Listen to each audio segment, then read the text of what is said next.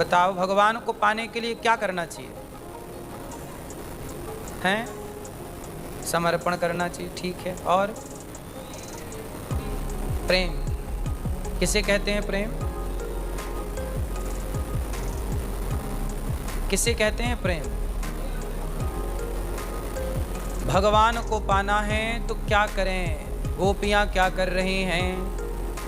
गोपियां कर रही हैं, कन्हैया को एक रोज रोकर पुकारा, कृपा पात्र किस दिन बनूंगा तुम्हारा।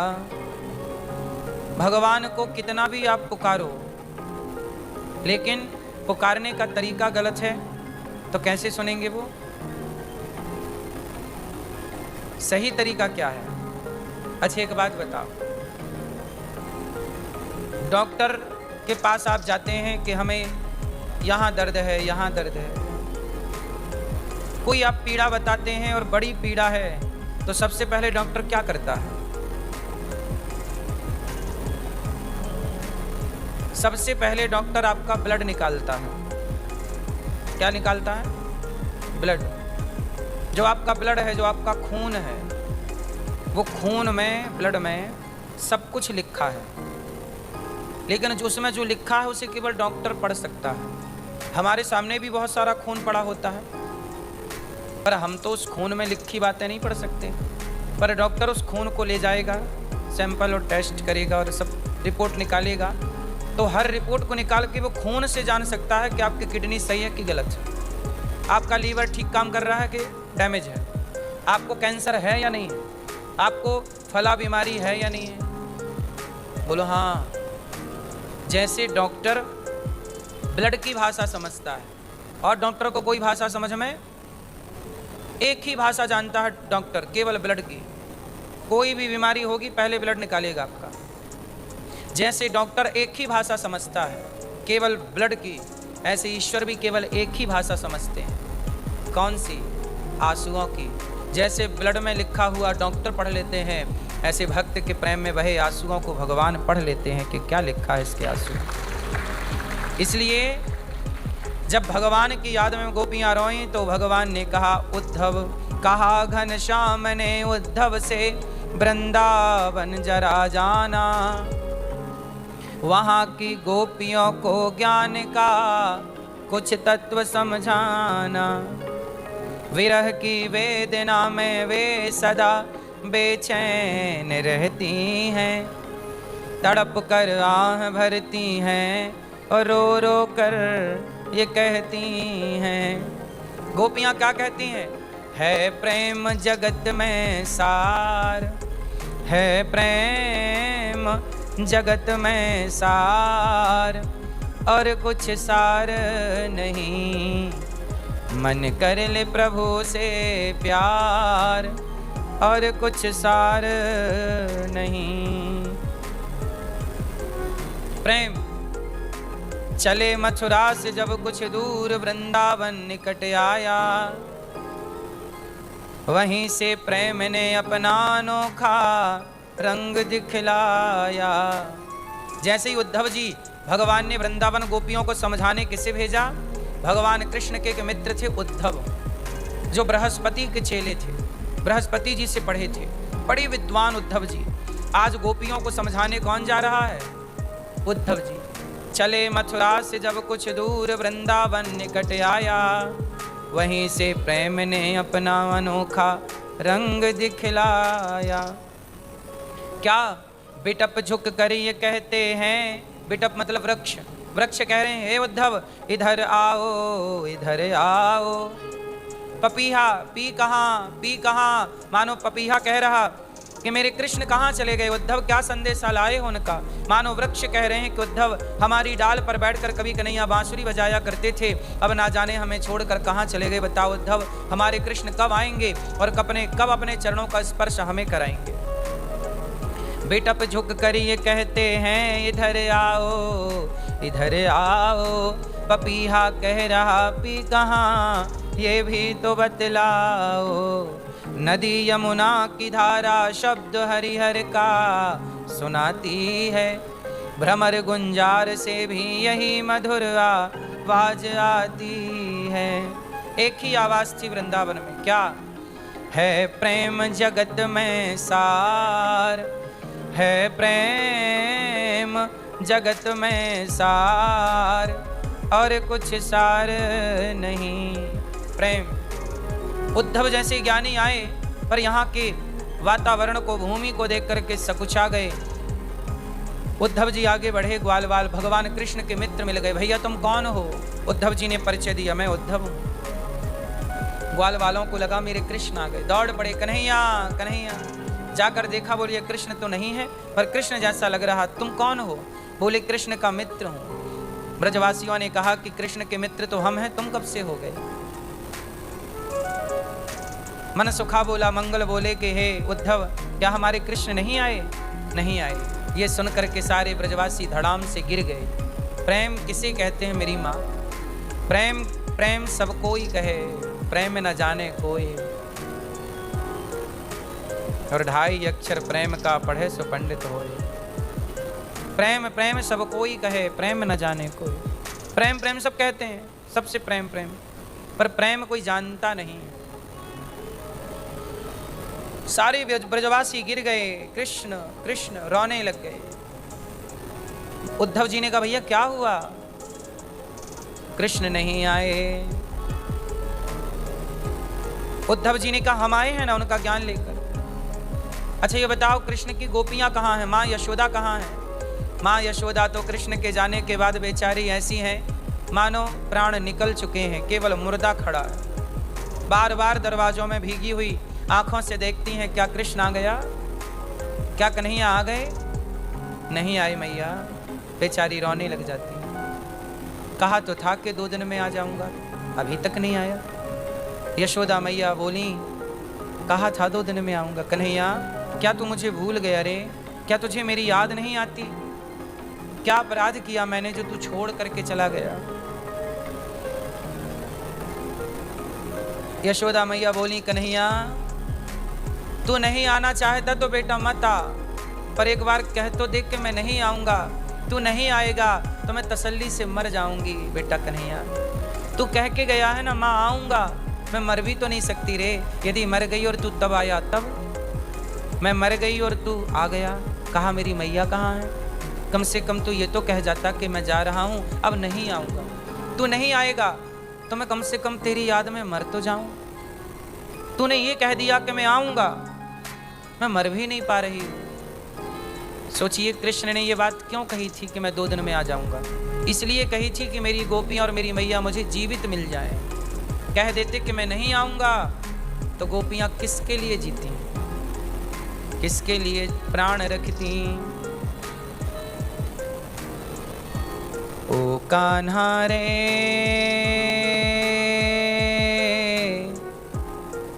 तेरे बिना भी क्या जीना।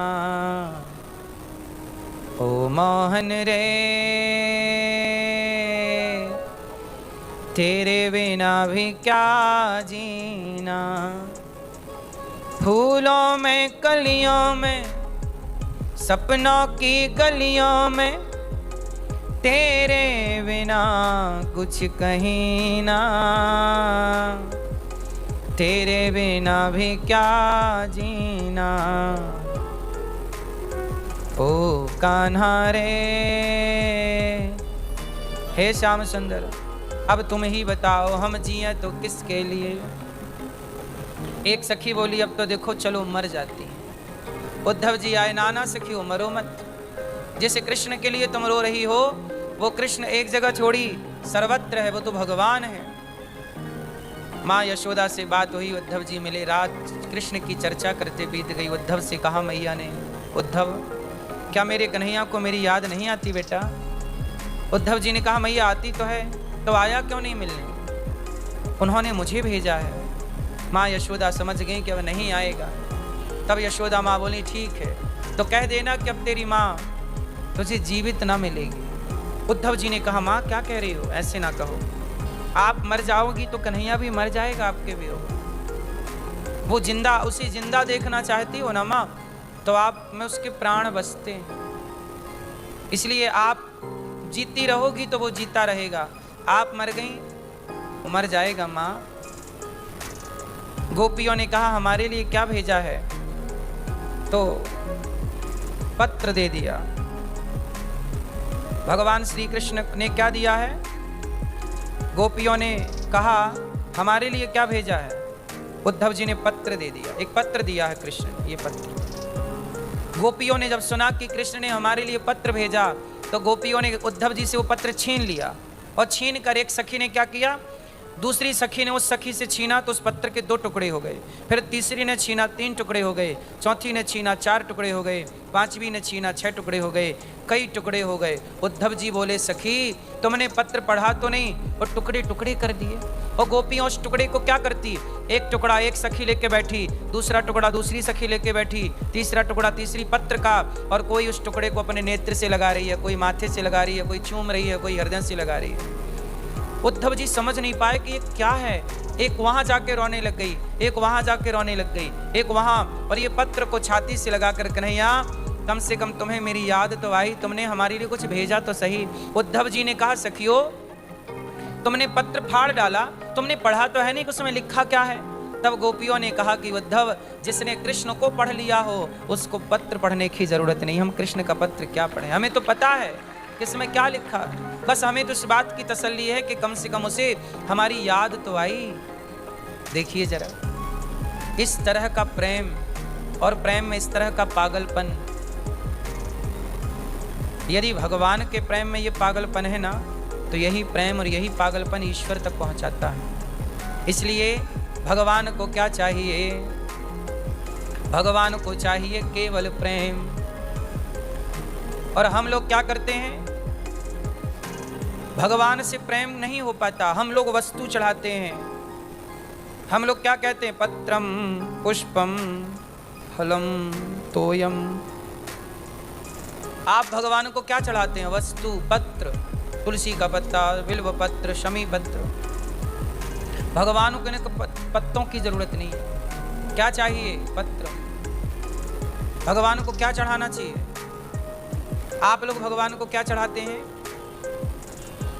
क्यों मेरी माँ, आप लोग भगवान को क्या चढ़ाते हैं, तुलसी पत्ता। तुलसी पत्ता आप चढ़ाती हो या चढ़ाते हो, ठीक है, पर तुलसी पत्ता आप नहीं चढ़ाओगी तो तुलसी नहीं चढ़ेगी क्या। अरे तुलसी तो ऑलरेडी उनकी पत्नी है, तुम्हारे चढ़ाई चढ़ेंगी। क्या चढ़ाते हो भगवान को, तुलसी। तुलसी तो वृंदावन की पत्नी है सदा से। चढ़ाना है भगवान को तो क्या, कौन सा पत्ता, कौन सा पत्ता, अरे चढ़ाना है तो तुलसी क्यों, मिठाई क्यों, लड्डू क्यों। भगवान को ना मिठाई की जरूरत है ना लड्डू की, ना सोना की जरूरत है ना चांदी की, ना रुपए की जरूरत है ना डॉलर की। भगवान को चढ़ाना है तो आज तक आपने वस्तु चढ़ाई, अब क्या चढ़ाना, हे प्रभु मैं कोई वस्तु नहीं, चढ़ाना है तो स्वयं को, अपने आप को तुलसी के पत्ते की तरह हल्का करके, अभिमान से शून्य करके हल्का कर लो। पहले अपने को, अभिमान को सुखा लो। जब कोई चीज सूख जाती है ना तो वो क्या हो जाती है, हल्की। जैसे अंगूर में पानी भरा है तो अंगूर के दाम है कम, और वही अंगूर जब सूख जाते हैं तो वही बन जाती है किशमिश, और उसके दाम हो जाते हैं ज़्यादा। अंगूर महंगा है कि किशमिश महंगी है, क्यों, अंगूर गीला है, अंगूर में पानी है, जबकि किशमिश का पानी सूख चुका है। आप भी अपने घमंड के पानी को सुखा लो, अपने को हल्का कर दो, पत्ता बना दो अपने को, और स्वयं को भगवान के चरणों में चढ़ा दो। हे प्रभु मैं वस्तु नहीं, स्वयं को चढ़ाता तुम्हें सौंपता हूँ अमानत तुम्हारी, तुम्हें सौंपता हूँ अमानत तुम्हारी। सौंपना है भगवान को तो खुद को सौंप दो ना अपने। हे प्रभु आज से हम आपके, आप समर्पण करते नहीं, खुद को चढ़ाते नहीं। तुलसी चढ़ाओ, फूल चढ़ाओ, इससे क्या होगा, खुद को चढ़ाओ, स्वयं को चढ़ाओ। पत्रम पुष्पम, कौन सा फूल भगवान को प्रिय लगता है, कौन सा पुष्प चढ़ाना चाहिए, बोलो कौन सा पुष्प। पुष्प का एक नाम है सुमन, सु मतलब सुंदर, मन मतलब मन। चढ़ाना ही है भगवान को, तो अपने मन को पुष्प बनाइए, मन को सुंदर बनाइए और मन रूपी पुष्प भगवान के चरणों में चढ़ाइए। पर आप चंपा चमेली गेंदा ढूंढते हैं, कौन सा पुष्प चढ़ाएंगे? सुंदर मन। मन तुम्हारा भगवान में लगता नहीं और फूल चढ़ाओ। फूल कोई तुम्हारे घर पे बनता है? भगवान को क्या चढ़ाओगे आप? क्या नहीं है उसका ये बताओ। फूल कोई आपके घर पे तो बनता नहीं है, फूल ऑलरेडी भगवान का है, उसे आप क्या चढ़ाओगे? नारियल कोई तुम्हारा है कि तुम घर पे बनाते हो? ऑलरेडी उसका है। उसे बनाता कौन है? जिसने बनाया उस नारियल को, उसकी बनाई चीज उसी को दे दिया। और भगवान हमारा भी ये काम कर देना। चढ़ाना है तो मन को, पत्रम स्वयं को, पुष्पम मन को, फलम कौन सा फल भगवान को चढ़ाना चाहिए? बोलो। कर्मों का फल। अच्छे कर्म करो और अच्छे कर्म करके जो भी पुण्य मिले उस पुण्य का, जो भी अब हमने कथा सुनी, हमने नाम जप किया, वो जो हे प्रभु इस नाम जप करने का जो भी पुण्य मुझे मिला, वो सारा पुण्य अच्छे कर्मों का फल मैं आपके चरणों में समर्पित करती हूँ या करता हूँ। अच्छे कर्म कोई नहीं चढ़ाता। कुछ बुरा हो जाए तो लोग भगवान पर थोपते, अरे भगवान ने कर दिया। और कुछ अच्छा हो जाए, मैंने किया है, हमने किया। बुरा हो, भगवान ने किया। अच्छा हो, हमने किया। अच्छे कर्म के फल कब चढ़ाओगे? तोयम पत्रम पुष्पम फलम तोयम। भगवान को चढ़ाना है तो क्या चढ़ाओगे? स्वयं को, सुंदर मन को, अच्छे कर्मों के फल को, और तोयम मतलब जल। कौन सा जल चढ़ाना चाहिए? भगवान के याद में रो करके आंसुओं का जल। भगवान से इतना। अच्छा ये बताओ, आंसू कब निकलते हैं? आप में से कितने लोग भगवान से प्रेम करते हैं? जो प्रेम करते हैं वो हाथ उठाएं। भगवान से प्रेम करते हो? तो ये बताओ, प्रेम करते हो, प्रेम की पहचान क्या है? या यूं कहें कि प्रेम की गवाही कौन देता है? प्रेम का सबूत क्या है? प्रेम का सबूत क्या है? आप जिससे प्रेम करते हैं, आप ना चाहें तो भी उसकी याद में आंसू आ जाते हैं। बोलो हाँ कि ना? जिससे आपका प्रेम होगा, आप जिससे प्रेम करते होंगे, यदि उसे जरा भी तकलीफ हो जाएगी ना तो आप रो पड़ेंगे। जिससे आप प्रेम करते हैं उसके लिए। आप अखबार में पढ़ते होंगे फलाने वहाँ मर गए, फलाने के हादसा हुआ, आप नहीं रोते। अखबार पढ़ के कौन रोता है? जबकि उसमें भी हादसों की सूचनाएं होती हैं। हादसा देखकर भी, सुन करके भी हम लोग नहीं रोते, क्योंकि हमारा उनसे कोई संबंध नहीं था। लेकिन जिनसे हमारा संबंध है, उन्हें जरा कुछ हो जाए तो आंसू। क्यों? आंसू वहीं निकलते हैं जहां प्रेम हो। इसलिए कहता हूं, आप लोग भगवान की पूजा करते हैं, रोज करते होंगे अपने घर पर, लेकिन पूजा करते हैं, क्या किसी भी दिन की पूजा में आंसू निकले?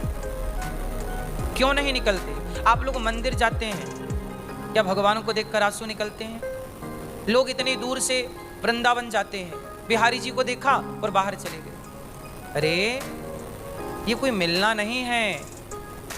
चलो ठीक है, पर प्रेम किसे कहते हैं? इतना प्रेम भीतर होना चाहिए, इतना प्रेम भीतर कि बिहारी जी को देखते ही नेत्रों से अश्रुपात होने लग जाए। अपने आप भगवान को देखते ही भगवान की सेवा करो, भगवान की पूजा करो, माला जप करो तो इतना प्रेम हो कि माला जपते श्रीमन्नारायण श्रीमन्नारायण, माला जपते जपते नेत्रों से आंसू बहने लगे। इस प्रेम को परमात्मा देखता है।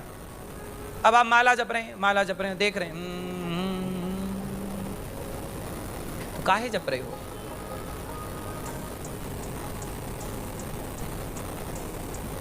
करो तो ठिकाने से करो, नहीं करो तो क्यों टाइम वेस्ट कर रहे हो? क्योंकि इससे होना जाना कुछ नहीं है। क्या होगा? आप अपने को बेवकूफ बना रहे हैं और कुछ नहीं हो रहा, स्वयं को धोखा दे रहे हैं। भगवान की सच्ची भक्ति क्या है?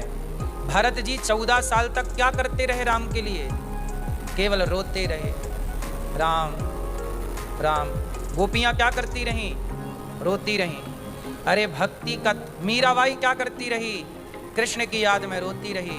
इसलिए भगवान से इतना प्रेम करो, इतना प्रेम करो कि आंखों के आंसू बह पड़े। भले 2 आंसू भगवान की याद में बहें, पर वो आंसू 2 आंसू ना आपके दिन भर की पूजा से बहुत बड़े हैं। वो 2 आंसू जो भगवान के चरणों में। आप लोग क्या करते हैं, शंकर जी के ऊपर गए, 1 लोटा पानी, पानी भी क्या वहीं का पानी भरा नल का, धड़ाम से 1 लोटा जल,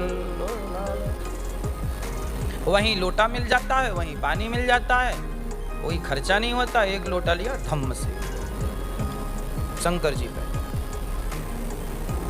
आप लोग जरा भी अपना सेंस यूज नहीं करते, थोड़ा भी दिमाग नहीं लगाते। भगवान को पानी की जरूरत है। अरे शंकर जी की जटा से गंगा बह रही है, तुम उन्हें कितना पानी चढ़ाओगे? शंकर जी की जटा में गंगा है, 24 घंटे निकल रही है वहां से धारा, तुम उन्हें शंकर जी को जल चढ़ा रहे हो।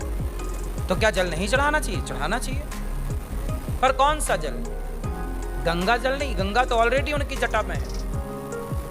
नर्मदा जल, अरे नर्मदा के तो हर कंकड़ को शंकर कहते हैं, नर्मदा में तो कण-कण में शंकर है, तो कौन सा जल चढ़ाओ? अरे मेरी माँ, भगवान तुम्हारे गंगा यमुना सरस्वती के जल के प्यासे नहीं हैं, बस भगवान को प्रेम से तुम नेत्रों का जल तो चढ़ाओ ना। प्रसन्न हो तो बताना। भगवान की याद में जब आप रोते हैं और वो नेत्रों का जल बहकर भगवान के ऊपर गिरता है, भगवान की सेवा करो रोते हुए, भगवान की याद में केवल चिंतन हो। क्योंकि आपके फूल झूठे हो सकते हैं, क्योंकि आपकी प्रार्थनाएं झूठी हो सकती हैं, लेकिन आंसू कभी झूठ नहीं बोलते, आंसू कभी झूठ नहीं बोलते। आजकल क्या चल रहा है, भगवान की याद में कौन रो रहा है? सब रो रहे हैं पैसे की याद में, पैसे नहीं है, पैसे नहीं है। पत्नी चली गई तो लोग रो रहे हैं, नुकसान हो गया लोग रो रहे हैं। लेकिन आपकी जिंदगी इतनी बीत गई, अभी तक भगवान नहीं मिले, इसके लिए कोई नहीं रोता। भगवान के लिए कौन रो रहा है? गोपियां रो रही हैं, कन्हैया को एक रोज रो कर पुकारा। वो आंखों के जल, आंसू की भाषा समझता है परमात्मा। अच्छा एक बात बताओ, छोटा सा बच्चा जब भूख लगती है तो क्या करता है? बोलो। ठंडी लगती है तो, प्यास लगती है तो, मच्छर काटते हैं तो, कुछ भी हो बच्चा रोता है, क्योंकि उसके पास शब्द नहीं है। बच्चा के पास 6 महीने का बालक है, उसके पास कोई शब्द है? बेचारा गूंगा है, बोल नहीं सकता, लेकिन क्या करता है? जब रोता है तो माँ बिना बोले सब समझ जाती है कि नहीं? बच्चे को कहना कुछ नहीं पड़ता, और बिना कहे जब तुम जैसी माँ सब कुछ समझ लेती हो मेरी माँ, तो बिना कहे परमात्मा भी सब समझ लेता है। एक बार बच्चे बन के रो तो सही, उस बच्चे की तरफ पुकारो तो सही, हे गोविंद कब आओगे? गोपियां बोली अब मैं मर जाऊंगी, दूसरी बोली आशा रख पगली आएंगे, हरि आएंगे, प्रभु आएंगे, हरि आएंगे, हरि आएंगे।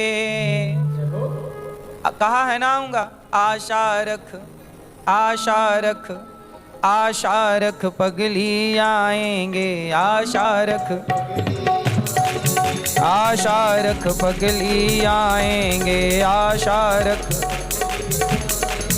हरि आएंगे, प्रभु आएंगे, हरि आएंगे, हरि आएंगे।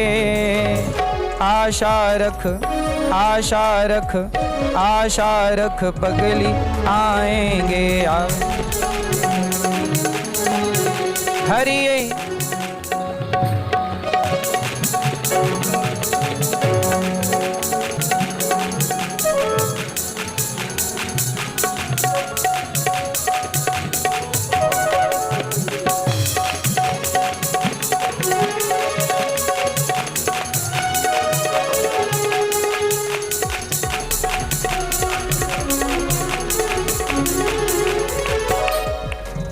गोपियां बोली पहले मुख चंद्र दिखा करके फिर हाय वियोग दिखाने लगे, निज प्रेम की नाव चढ़ा करके मझधार में नाव डुबाने लगे।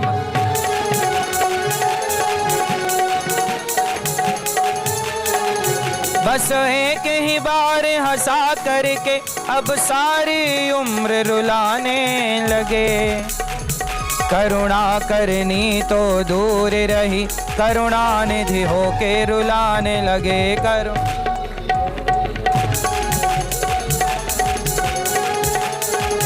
गोपियां बोली, हे श्याम सुंदर, हम प्रेम नगर की बंजारन,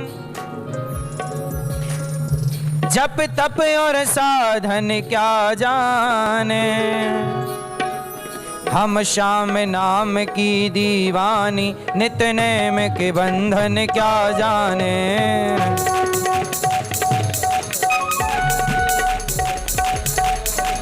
अब गोपियां बोली, हम ब्रज की भोली गवारनिया, ब्रह्म ज्ञान की उलझन क्या जाने।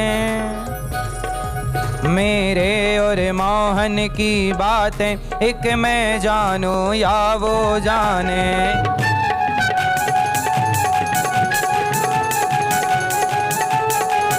गोपियां बोली,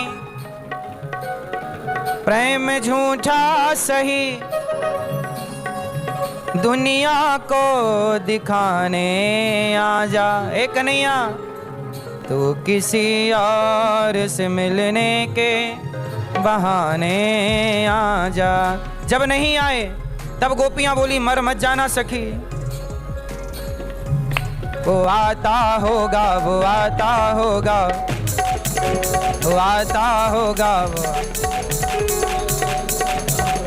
मैंने मोहन को बुलाया है, वो आता होगा। मैंने मोहन आता होगा, मैंने मोहन आता होगा। तुम भी आना, तुम भी आना, तुम भी आना, मेरे घर आज तमाशा होगा। तुम भी आना, मेरे घर आज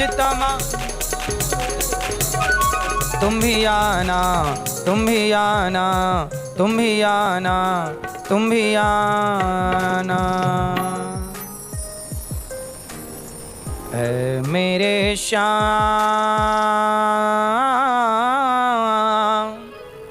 ओ मेरे श्याम, मेरे श्याम, ऐ मेरे श्याम, लौट के आजा, बिन तेरे जिंदगी अधूरी है। आके तो देख मेरी हालत को, बिन तेरे हर खुशी अधूरी है। जब गोपियों ने कहा, हे गोविंद, मर जाएंगी, तब कृष्ण भौरा बन के प्रकट हो गए। मधुप की तब बंधो मास प्रशांग्रिम सपत्न्या, कुछ विलुलित माला कुंकुमश्मश्रुभिर्नः। जब भगवान श्री कृष्ण भौरा बन करके प्रकट हुए, गोपियों ने उस भौरे से कहा, कन्हैया भौरा तू काला है, बड़ा कपटी है, चला जा यहाँ से। उद्धव के ज्ञान के घमंड को तोड़ने के लिए भगवान ने उद्धव को वृंदावन भेजा और प्रेम का रंग चढ़ाया। उद्धव जी प्रेम के रंग में रंग गए। याद रखिए मेरी माँ, आप लोग भी अभी तक पूजा करती हो, सब ठीक है, पर याद रखिएगा भगवान की पूजा प्रेम के बिना सार्थक नहीं है। अब यहाँ थोड़ी सी बात मैं प्रेम की करूँ। आप लोग बताइए, प्रेम करते हो ना आप लोग भगवान से? अभी आप लोगों ने हाथ उठा के बताया, कितने लोग करते हैं प्रेम भगवान से? बताओ फिर, प्रेम किसे कहते हैं? प्रेम करते हो ना आप, तो बताओ फिर प्रेम की परिभाषा, प्रेम को परिभाषित कीजिए। भाई आप बताओ, प्रेम किसे कहते हैं? विरह में रह, विरह में रहना, ठीक है, ये भी अच्छी है। आप बताओ प्रेम किसे कहते हैं?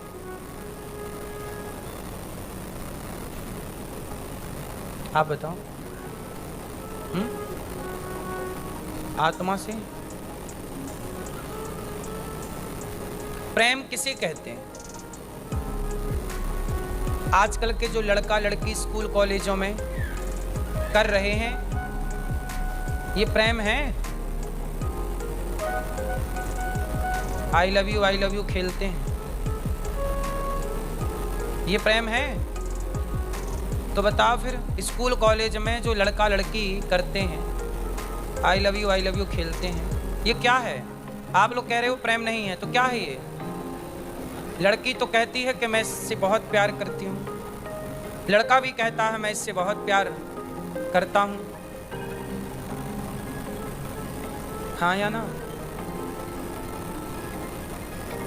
अब ये बताओ कि जब स्कूल कॉलेज में जो लड़का लड़की कहते हैं कि मैं तुमसे प्यार करती हूँ या करता हूँ, और लड़के लड़कियाँ आपस में आई लव यू भी लिखते हैं, कहते भी हैं, तो वो क्या है? वो आई लव यू क्या है फिर? यदि आई लव यू वो जो लड़का लड़की एक दूसरे को बोलते हैं, वो प्रेम है या नहीं?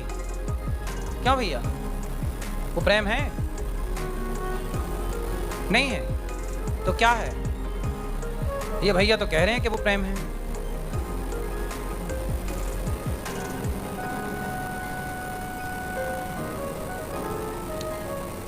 आज के लड़के भी वही बात करते हैं जिससे उनका फायदा, क्योंकि आपको फायदा उठाना है तो आप आई लव यू बोल दीजिए। आई लव यू एक सेंटेंस है जिसे बोल करके आप किसी लड़की का या किसी लड़के का फायदा उठा सकते हैं। जब तक फायदा उठाना हो उठाइए, फिर उसे चिंगम की तरह चबा के फेंक दीजिए। कितने लड़का लड़की आई लव यू बोलते हैं एक दूसरे को, लेकिन उनके आई लव यू बोलने के बाद अभी एक स्टडी हुई भारत में, 700 पतियों को पत्नियों ने मारा और 35,000 पत्नियों को पतियों ने मारा। 35,000 पत्नियों को किसने मारा? 35,000 पत्नियों को पतियों ने मार डाला और 700 पत्नियों ने पति को मारा।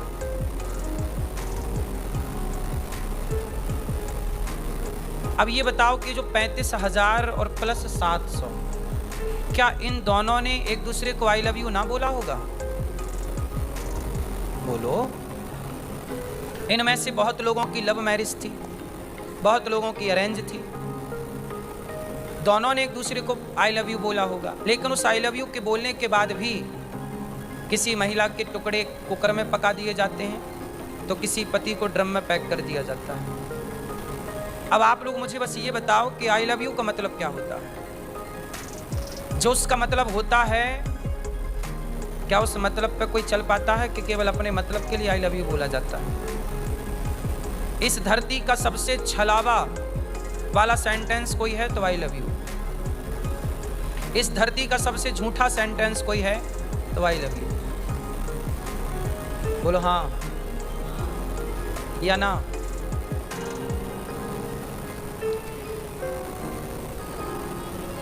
आजकल लड़के लड़की स्कूल कॉलेज में जो आई लव यू खेलते हैं, ये क्या होता है? ये प्यार नहीं होता मेरी माँ और मेरे बहनों, मेरे भाइयों, मेरे दोस्तों, समझ लेना।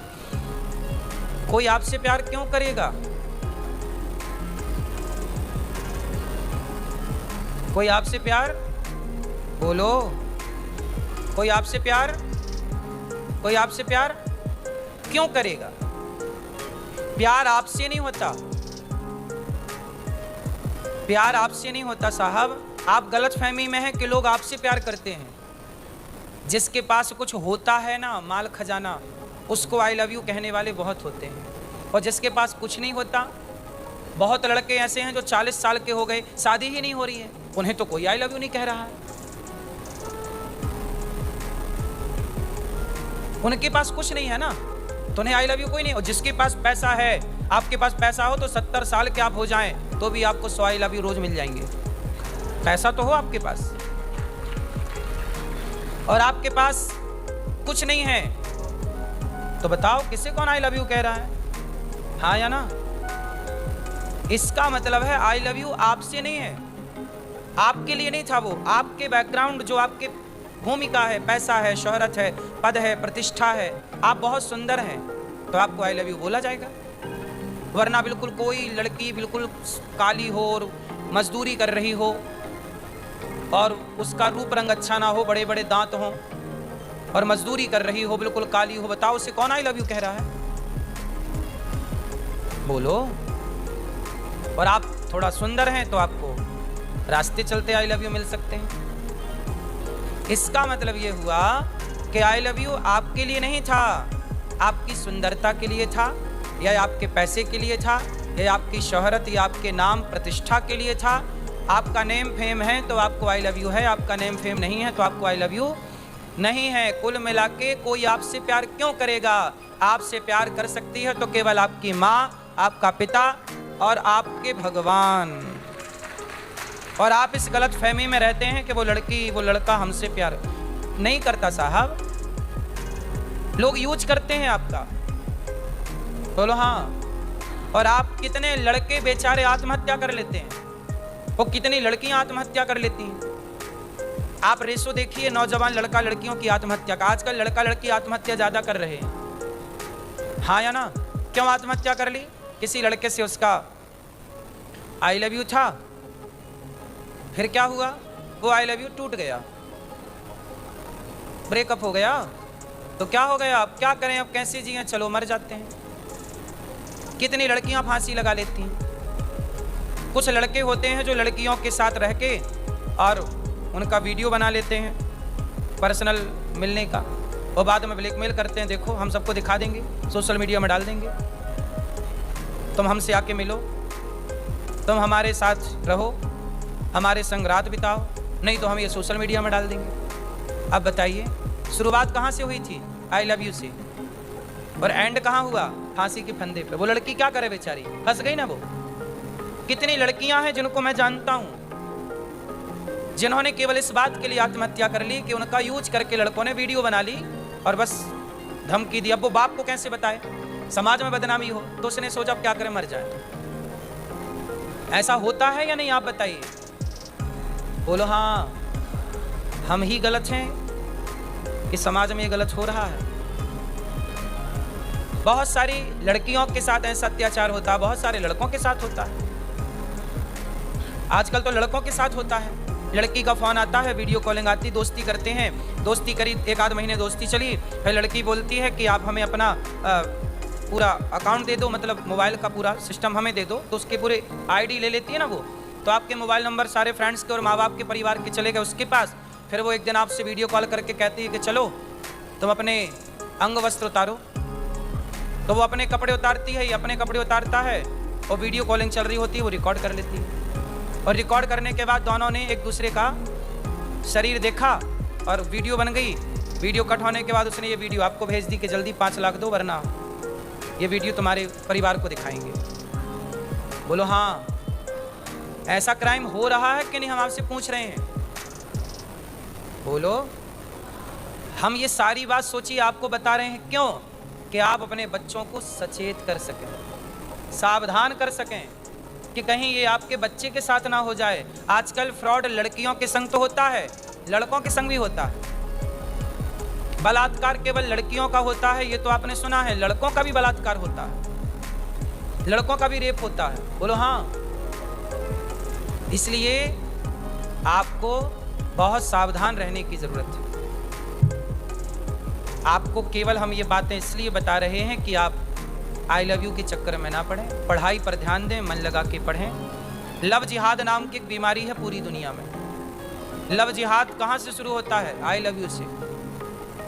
और उसका अंत कहाँ होता है?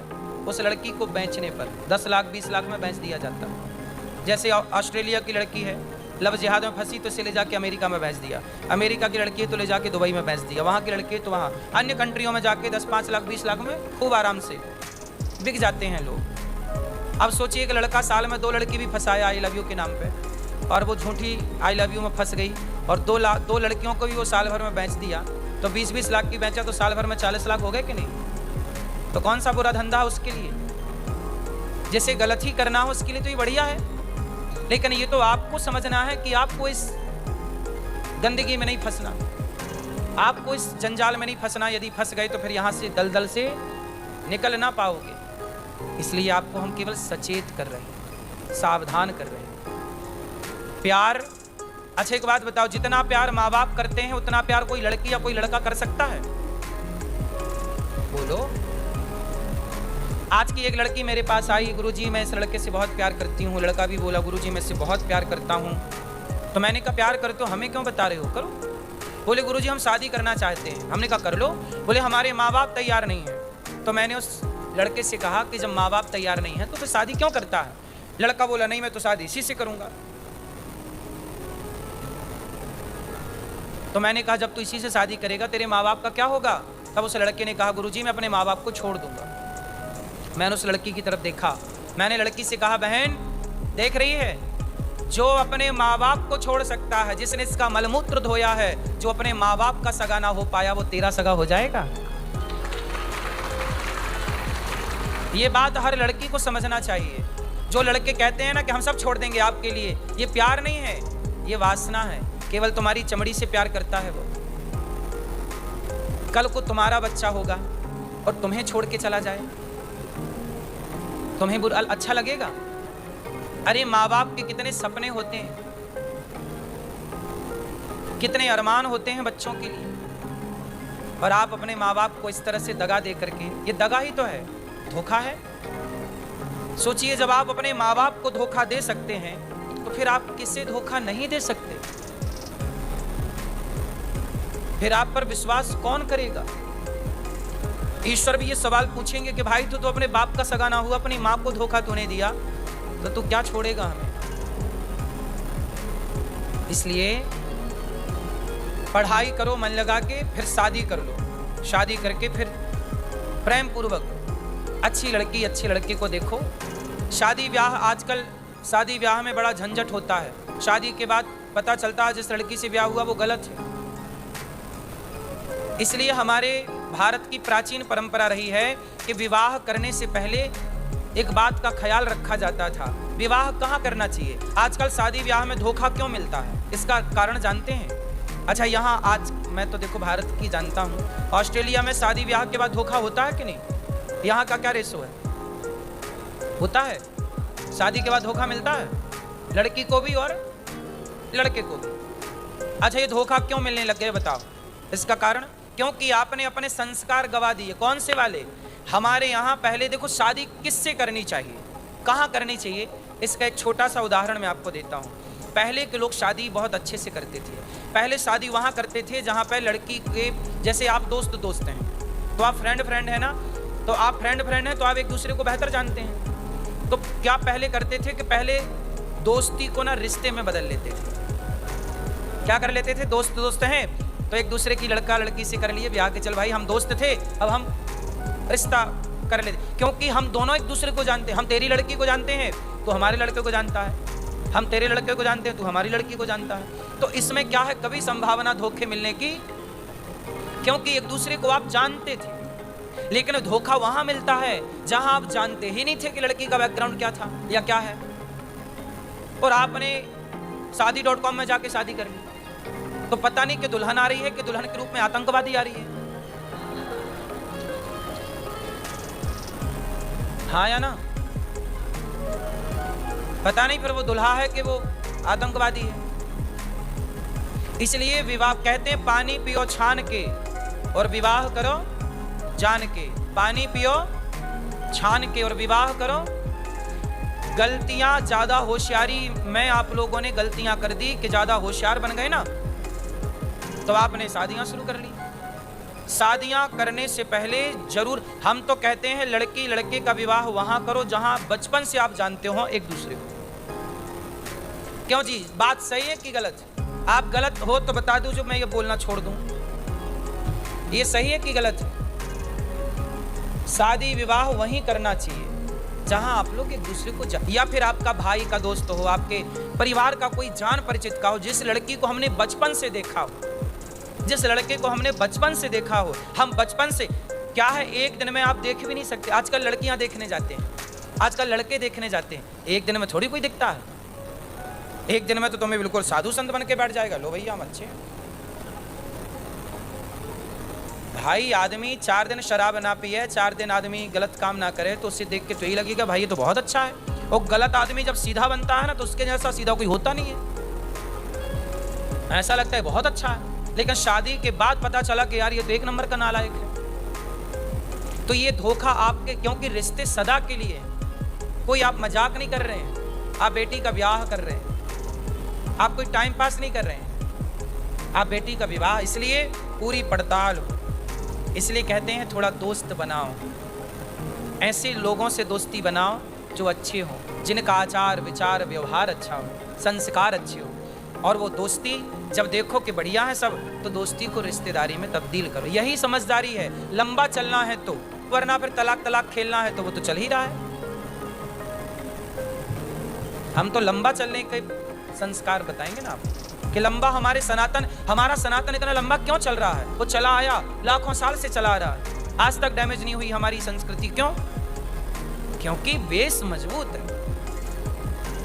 ये इमारत बनी है, ये बिल्डिंग बनी है, इसका बेस जितना मजबूत होगा ना, ये उतना ऊंची जा सकती है। और ये जितना कमजोर होगा, ये उतना कमजोर रहेगी ऊपर। हाँ या ना? इसलिए पानी पियो छान के और विवाह करोगे जान के। तो प्रेम के चक्कर में कोई आई लव यू बोले तो उसका आई लव यू उसके मुंह पे मारो, तू तेरा आई लव यू तू रख, चल हमें नहीं लेना। उसका आई लव यू उसके मुंह पे ले, हमें ना बोल। अपनी माँ को आई लव यू बोल, अपने घर पे रह। तो कितने लोग आज से किसी और का आई लव यू नहीं लेंगे, केवल अपने पति का आई लव यू लो और अपनी पत्नी का आई लव यू लो। बोलो हाँ, आई लव यू अपनी माँ के लिए हो। माँ कितना प्यार करती है, आप भी माँ को प्यार करो। पिता को आई लव यू को, पिताजी आपके लिए बेचारे दिन भर काम करता है, 12-12 घंटे तुम्हारा बाप चप्पल घिस जाती है, काम करता रहता, तपता है बेचारा। $100 और मिल जाए, $50 एक्स्ट्रा मिल जाए, इसके लिए बेचारा वो 2-2 घंटे खपाता है। तुम अच्छे से पढ़ जाओ, अच्छे से जिंदगी जी पाओ, लेकिन तुम उस बाप के लिए तो आई लव यू बोलते नहीं हो। उस बाप के लिए तो सम्मान है नहीं। और 4 दिन की छोरी मिल गई, छोरा मिल गया, उसके लिए आई लव यू। भावनाओं में ना बहिए। बहुत अच्छे से, एक गलत निर्णय आपकी सारी जिंदगी बर्बाद कर सकता है, एक गलत, और एक सही निर्णय आपको सारी जिंदगी सुख दे सकता है। इसलिए कहते हैं बिना विचारे जो करें सो पाछे पछताएं, काम बिगाड़े आपनो जग में होत हंसाएं। समझदारी है, पहले पछतावा कर लो, करके पछतावा करोगे तो बहुत हानि हो जाएगी। बोलो हाँ। इसलिए आपके हित में ये बातें हैं। तो आज से कितने लोग अपने माँ बाप से ही प्रेम करेंगे? कितने बच्चे आज आए हैं? जो बच्चे आज आए हैं वो अपने माँ बाप से ही प्यार करेंगे। कितने लोग, कितने बच्चे अपने माँ बाप से ही प्यार करेंगे? और किसी को आई लव यू दिया लिया हो तो उसका आई लव यू उसके मुंह पे मारना आज शाम को, ले नहीं चाहिए तेरा आई लव यू। आपने दिया किसी को आई लव यू? नहीं। चक्कर में ना पड़ना, ये आई लव यू बहुत महंगा पड़ता है। कई लोगों की तो आधी संपत्ति ले गया I love you. I love you करके शादी कर ली, उसने 4 दिन बाद ठोक दिया केस, चलो तलाक दो। अब 2 आधा, एक आई लव यू 1 लाख का। 1 लाख में क्या हो रहा कई लाख का।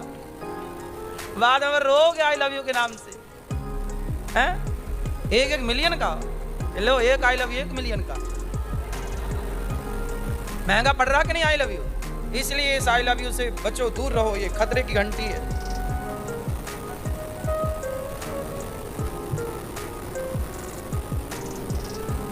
भारत में एक अखबार में मैंने खबर पढ़ी कि एक महिला थी, वो 6 लोगों को तलाक दे चुकी थी और 7वें के संग बिंदास रह रही थी और 6 से मेंटेनेंस भी ले रही थी। 7वें के संग बिंदास थी। आजकल ना मेरी माँ धंधा है ये कुछ लोगों का, जिसे गलत ही करना है वो आपसे शादी करेगा और शादी करने के अगले दिन बोल देगी कि तलाक। क्या कर लोगे आप? क्या कर लोगे आप फिर?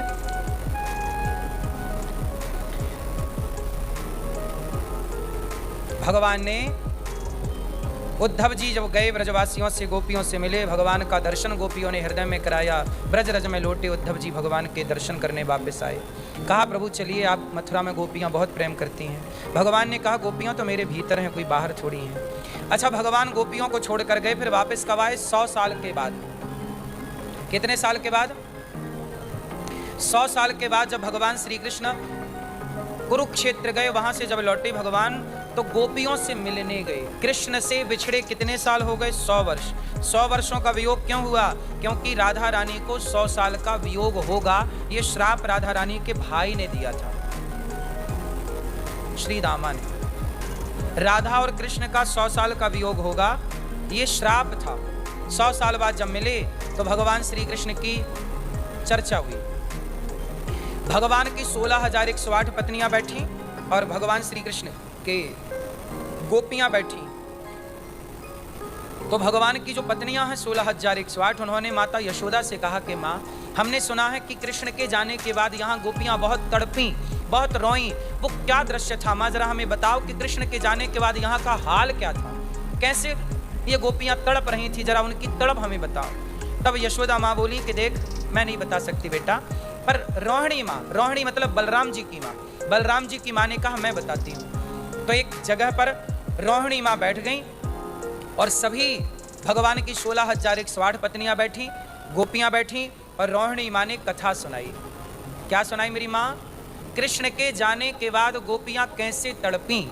तो भगवान की कथा माँ रोहिणी ने कहा कि जब कृष्ण गए तो गोपियां हा कृष्ण कह के धड़ाम से गिर जाती।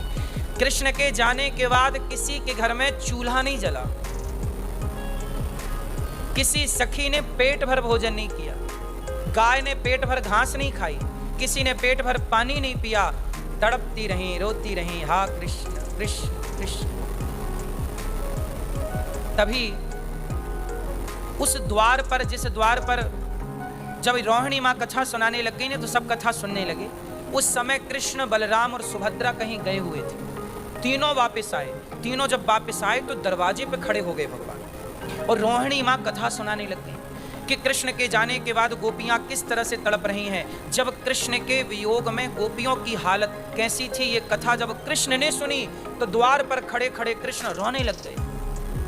और भगवान इतना रोए, इतना रोए, इतना प्रेम, विरह की अग्नि जिसे कहते हैं विरहाग्नि, ज्वालामुखी फटती है ना मेरी माँ, तो पत्थर भी पिघलता, क्योंकि वो ताप इतना ज्यादा होता है अग्नि का कि पत्थर भी क्या बन जाता है, पानी, लिक्विड बन के बह जाता, मिट्टी पिघल जाती है। अधिक ताप हो तो सोना और चांदी और लोहा तो पानी बन जाता है। उसी तरह जैसे अधिक ताप में पत्थर पिघल जाते हैं।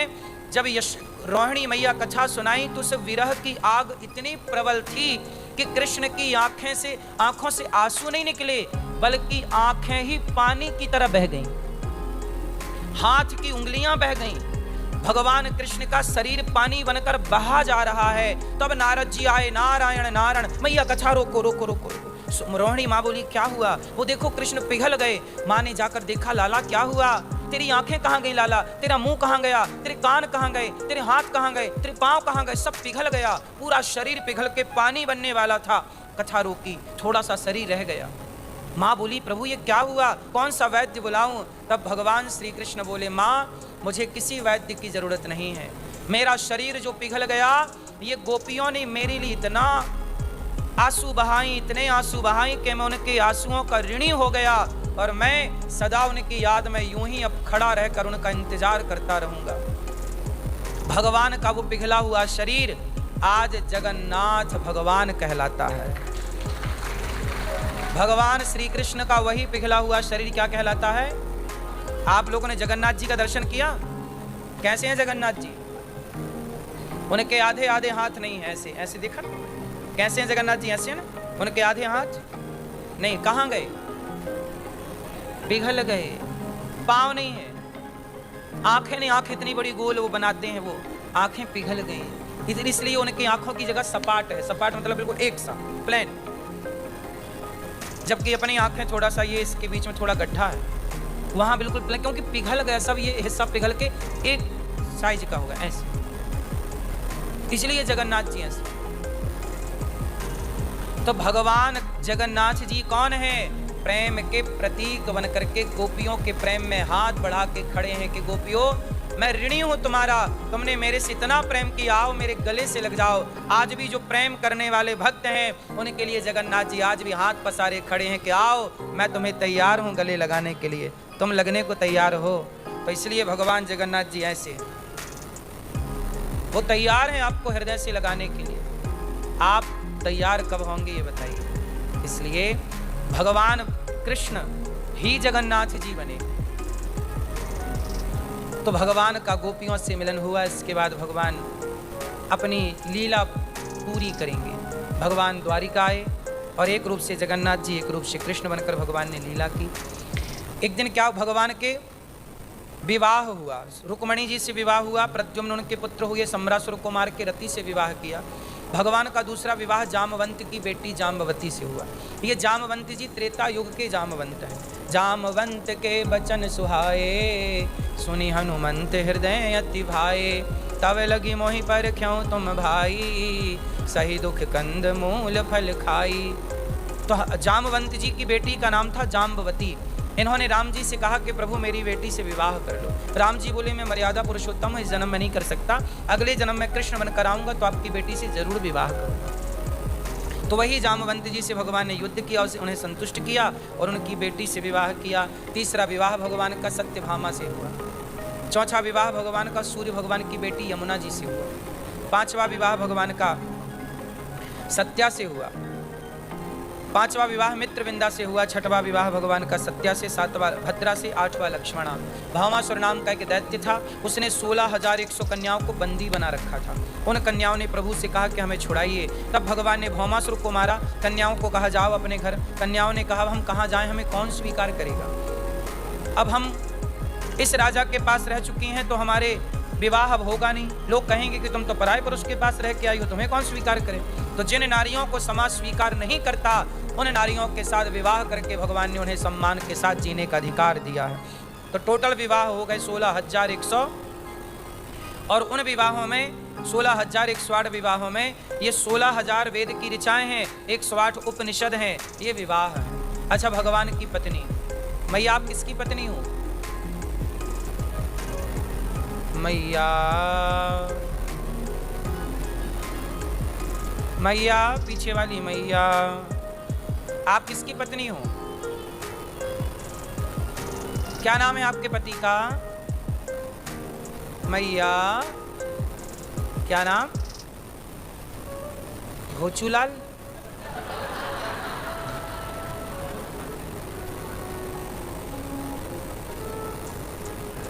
आपके पति कौन? क्यों? आपके पति कौन? कौन है आपके पति? हाँ, आप लोग ना जब हम बोलते हैं कि आपके पति कौन, तो आप यहाँ वहाँ देखते हो, कहाँ चले गए? यहीं तो बैठे थे।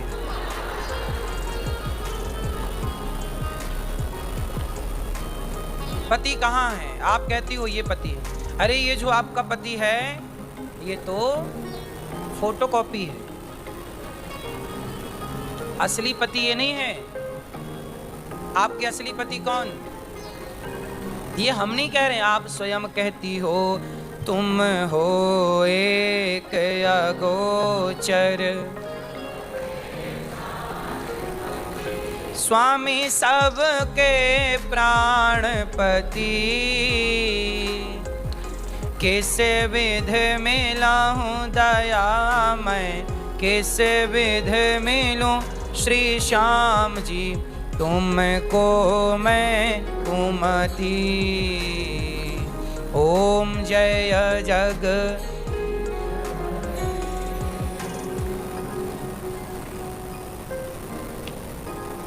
तुम हो एक अगोचर सबके प्राण, बोलो। तो भगवान से आपका क्या रिश्ता है? ये आप खुद कहती हो तुम हो एक अगोचर सबके प्राणपति, पर आप कह रही हो ये गोचू हमारा है। एक तरफ आप कहती हो भगवान हमारे पति और दूसरी तरफ कहती हो ये हमारे पति। अब कितने हो गए आपके? क्यों मेरी माँ? फिर इसका मतलब ये हुआ कि ये जो आपके पति हैं ये पति कुछ दिनों के हैं, कुछ वर्षों के हैं। अच्छा ये बताओ, आप अपने शादी की सालगिरह कौन सी सालगिरह मनाते हो? आखिरी आपकी याद में आपके रिश्तेदारों ने, परिवार में आखिरी सालगिरह एनिवर्सरी कौन सी एनिवर्सरी मना पाता है व्यक्ति अधिक से अधिक? बताओ। आप कितनी एनिवर्सरी मना पाते हो पूरी जिंदगी में? जो ज्यादा जिए हो उनकी बता दो।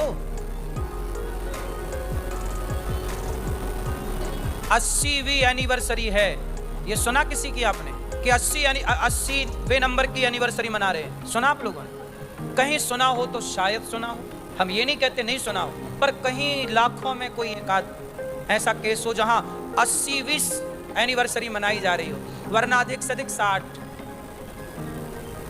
65, अधिक से अधिक 70। बोलो हाँ। कोई 100वीं एनिवर्सरी मना रहा है, सुना कहीं आपने?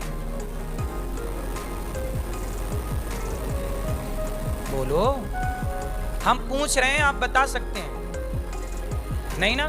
इसका मतलब है कि आप अपनी एनिवर्सरी केवल 70वीं एनिवर्सरी मना रहे हैं आखिरी, या 80वीं। भगवान, हम तो कहते हैं भगवान करे आप 100वीं एनिवर्सरी मनाए सब लोग, और 200वीं भी मनाए, हमें क्या दिक्कत? खूब जिए आप लोग, खूब सुखी रहें आप। लेकिन हम तो एक फैक्ट बोल रहे हैं जो है पूरी दुनिया का, वो ये है कि ज्यादा से ज्यादा 70-75वीं एनिवर्सरी में लोग मना पाते, 80 और मोटा मोटा मान लो, इससे ज्यादा तो नहीं ना मेरी माँ। इसका मतलब ये हुआ कि तुम्हारी पत्नी और तुम्हारे पति का साथ केवल 70-80 साल का ही तो था, और मैं ये भी ज्यादा बोल रहा हूं, 60-70 का बोलूं तो भी ठीक है। मतलब तुम्हारे पति का तुम्हारा साथ कितने साल का है? सिर्फ 70-80 साल। 70-80 साल बाद पत्नी अपने रास्ते, पति अपने रास्ते। जब तुम्हें पति नहीं मिला था और जब तुम्हें पत्नी नहीं मिली थी, तब भी तुम्हारे पास भगवान थे कि नहीं? और जब पति पत्नी एक दूसरे का साथ छोड़ के चले जाएंगे, तब भी तुम्हारे पास कौन शेष रहेगा? इसलिए तुम्हारा असली साथी तुम्हारा पति और तुम्हारी पत्नी नहीं, हम सबके असली साथी भगवान हैं। इसलिए प्रेम भगवान से हो। पत्नी के साथ रहो अच्छे से, जब तक रहो खुश रहो, पति के साथ अच्छा व्यवहार। अच्छा, पत्नी और पति में बेटा और, एक छोटी सी बात 5 मिनट में मैं कुछ समझाना चाहता हूं आपको। रेडी हैं सब लोग? सुनो, पत्नी पति, बेटा बेटी, माता पिता, दोस्त मित्र, यार भाई, सबके लिए आप बताओ, आप लोग पति पत्नी बेटा बेटी से प्यार करते हो कि अच्छा व्यवहार करते हो? प्रेम, आप अपनी पत्नी से प्रेम करते हो कि व्यवहार करते हो? अच्छा, पति से आप प्रेम करती हो मैया कि व्यवहार करती हो? प्रेम। यदि आप अपने पति से प्रेम करते हैं, यदि आप अपनी पत्नी से प्रेम करते हैं, यदि आप अपने बच्चों से और अपने परिवार से प्रेम करते हैं, तो याद रखिएगा कि ये प्रेम जिसे आप कहते हैं वो प्रेम नहीं है। प्रेम केवल भगवान से करिए। प्रेम को बांटिए मत कि थोड़ा पति, थोड़ा पत्नी, थोड़ा बेटा, थोड़ा बेटी। प्रेम के हिस्से टुकड़े टुकड़े क्यों करना? प्रेम को एक रहने दीजिए, और वो प्रेम केवल भगवान के लिए। फिर पत्नी के साथ क्या हो? पति के साथ, पति और पत्नी के बीच में प्रेम नहीं, एक अच्छा व्यवहार। चलो बताओ, रिश्ते प्रेम से चलते हैं कि अच्छे व्यवहार से? आपका कितना भी प्रेम हो पर व्यवहार अच्छा ना हो तो नहीं चलेगा। व्यापार प्रेम से चलता है कि व्यापार व्यवहार से चलता है? मैं आप लोगों के देश में आया, शहर में आया, ऑस्ट्रेलिया आया, तो बताइए, ऑस्ट्रेलिया में आया मैं, आप कथा सुनने आए, तो हम लोग 7 दिन तक रहे। आज हम ये दास चला जाएगा सवेरे अमेरिका की यात्रा में, अमेरिका के लिए उड़ान भरेगा ये दास। तो कहने का तात्पर्य ये है कि हम आपके बीच में आए और आप हमारे बीच में आए, तो हम दोनों के बीच में एक अच्छा व्यवहार हुआ कि प्रेम हुआ? हाँ, हमने आपके साथ इन 7 दिनों में क्या किया? हमने आपके साथ कोशिश की कि हम आपके साथ अच्छा व्यवहार करें। ये जो हमने किया वो हमारा क्या था? व्यवहार था। आपने जो हमारे साथ किया वो क्या था? आपका बहुत अच्छा व्यवहार था। आप हमारे सामने बहुत अच्छे से पेश आए, हमने भी आप कोशिश की कि हम आपके साथ अच्छे से पेश आए। ये हमारा व्यवहार है, और इसी अच्छे व्यवहार से ना हमारा रिश्ता सदा चलेगा। हमारे और आपके बीच में प्रेम हो या ना हो, पर क्या होना चाहिए? व्यवहार। पत्नी अच्छी हो, अच्छी कैसे होगी? व्यवहार कुशल है, समय पे पति का ख्याल रखे, बच्चों का ख्याल रखे, पति के अतिरिक्त किसी और को ना देखे। ये व्यवहार ही तो है आपका, कि आप पति से इतना समर्पित हैं कि आपको किसी की जरूरत नहीं है पति के सिवा। आप समय से भोजन देती हो, समय से पानी देती हो, पति के लिए एक पांव से खड़ी रहती हो। आपका पति भी अच्छा व्यवहार करता है आपके साथ, कभी आपको डांटता नहीं, कभी आपको मारता नहीं, कभी आपको गालियां नहीं देता। उसका व्यवहार आपके प्रति बहुत अच्छा है। जब आपके पति का व्यवहार आपके प्रति अच्छा होगा तो आप ऐसा पति हर जन्म में चाहोगी। और आपका पति आपको रोज आई लव यू कहे, रोज प्यार करे, लेकिन वो आपके बाप को गाली देता रहता, तेरा तो बाप ऐसा, तेरी तो माँ ऐसी और तू भी ऐसी, तो बताओ फिर क्या करोगी? इस प्रेम की चटनी बनाओगी? क्या करोगी? ये जिंदगी लंबी है, चलाने के लिए प्यार नहीं। रिश्ते किससे चलते हैं इसको शांति से सोचना। अभी आपको थोड़ा अटपटा लगेगा, महाराज जी क्या कह रहे हैं? प्यार प्यार तो हम करते हैं, जिसे आप प्यार कहते हैं वो प्यार है ही नहीं। आपने पीतल को सोना मान लिया, समय मैं क्या करूं? ये प्यार नहीं है। अच्छा ये बताओ, माँ अपने बेटे के साथ क्या करे? अच्छा व्यवहार करे ना। बेटा अपनी माँ के साथ क्या? अच्छा बेटा अपनी माँ के साथ अच्छा व्यवहार करे कि प्रेम करे? आप क्या चाहती हो? अच्छा व्यवहार करें। अच्छे व्यवहार को ही आप प्रेम कहते हैं। उस अच्छे व्यवहार को आप क्या नाम देते हैं?